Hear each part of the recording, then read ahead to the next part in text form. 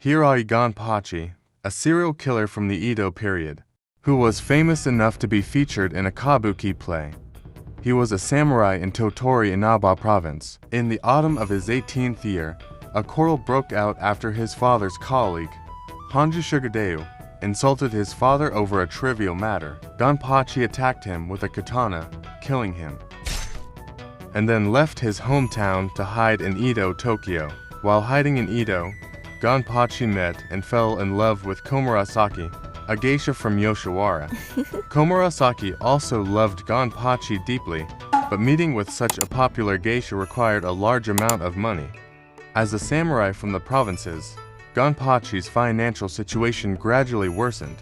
Driven by his desire to see Komurasaki, he began committing tsujijiri robbery, a practice of cutting down any person he encountered and stealing their belongings.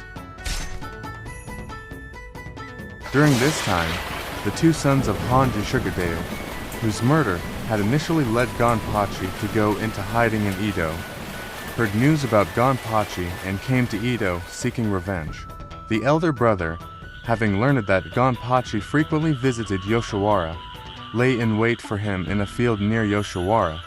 However, Gonpachi sensed the ambush, turned the tables, and beheaded him.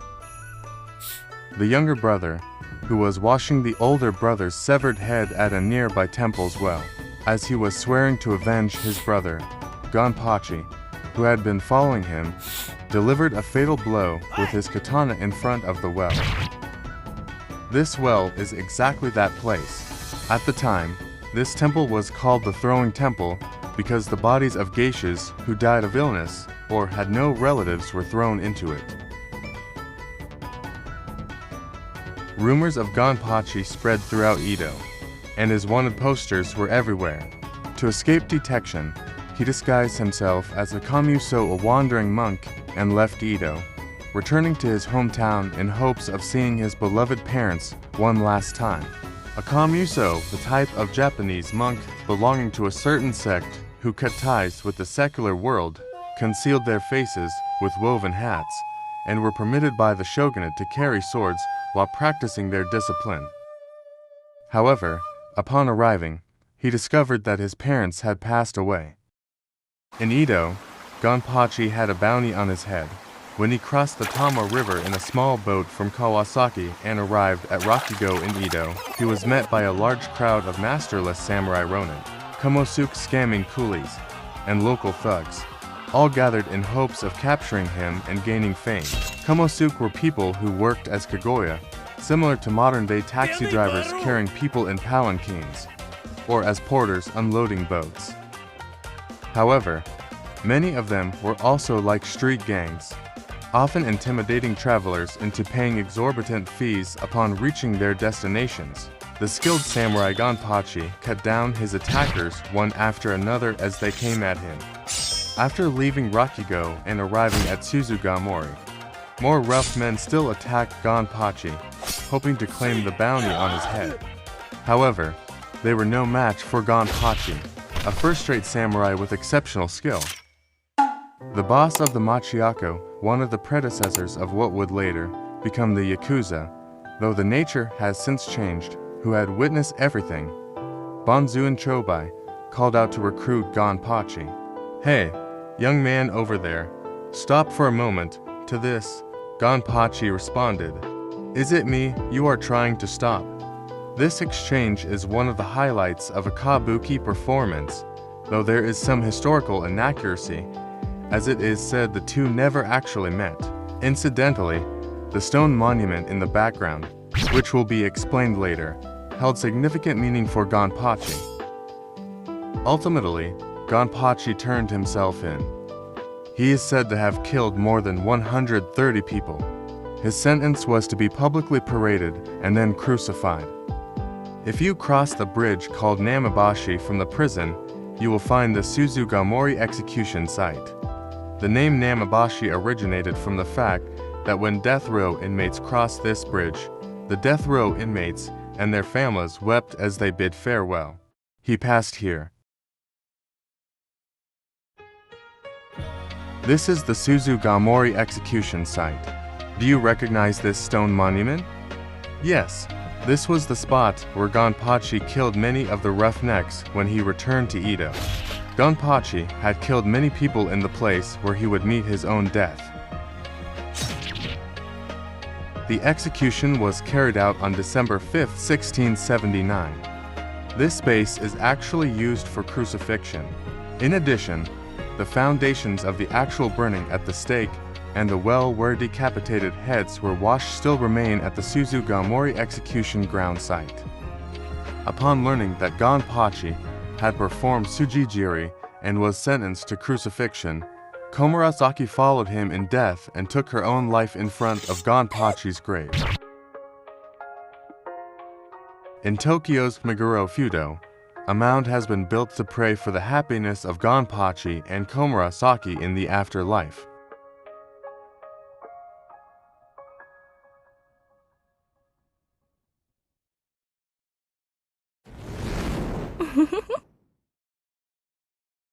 Oshichi is the daughter of a greengrocer in Kamagome. The entire area where she lived burned down, and she fell in love with a boy who served someone of high status she met at the evacuation site. Both were 16. As reconstruction progressed, when he returns home, she is no longer able to meet the boy of higher status. They couldn't meet anymore, her feelings for him grew stronger. So the 16-year-old girl comes up with the childish idea that if she sets the fire to her house, she will see him again, so she did it. At that time, arson was punishable by burning at the stake. The presiding judge took pity on her and told her that she was only 15. Since a 16-year-old could be charged with a crime, but in order to avoid causing any harm to the boy, she insisted that she was 16, and the sentence was suspended, executed in Suzugamori.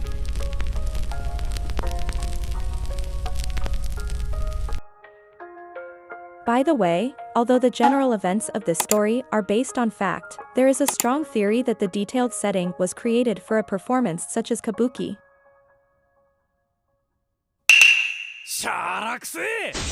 Nezumi Kozo was a carpenter. It is said that after he lost money through gambling, in order to earn money, turned to thievery.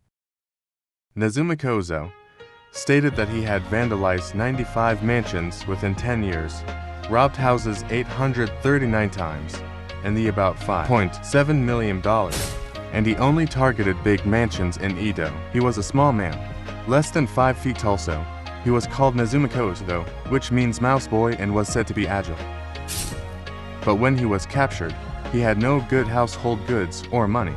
As a result, people believed that the Nezumi Kozo was a thief who stole property from the rich and distributed it to the poor. He was detained in a prison in Tenmacho for 3 months.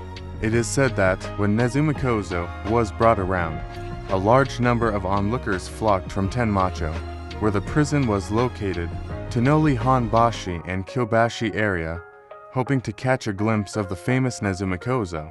It is said that he was executed at Kozukapara. Thwu is also a theory that he was beheaded at the Tenmacho execution site. The real tombstone is the one after this. His tombstone at Echo in Temple has been scratched off and remains in its original form because of the legend that, if you bring back the powder, you will save money.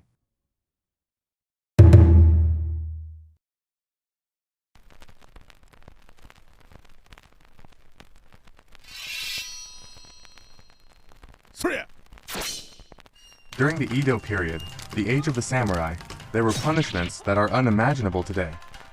This video introduces the punishments used at that time.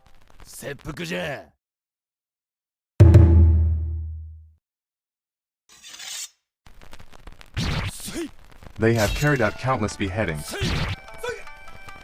What is the surprising reason why he was able to make such a huge profit by performing the dirty job of being an executioner, which regular samurai would not engage in, as it was considered dishonorable?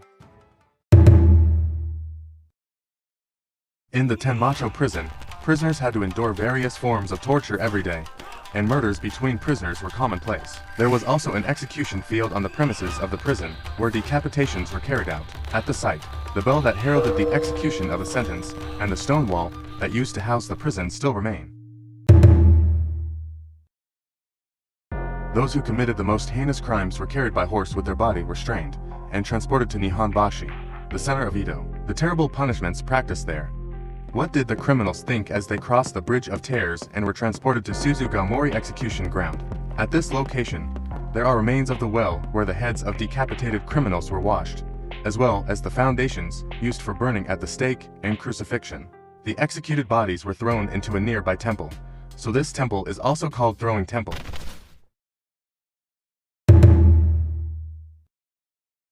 A huge jizo that has seen countless executions. This place has a different history than other execution site. This jizo can be seen from the window of the train that carries many commuters towards the center of Tokyo every morning. Human bones are still often unearthed in this area during construction work. It is said that books on the sharpness of swords and books on medicine were completed due to the existence of this execution site. But what was going on at this place? People who were considered unclean and not human were forced to perform tasks such as preparing for the punishment, carrying out the execution, and cleaning up after the punishment. A look into the life of a man who worked at Suzugamori execution ground and became an object of people's faith.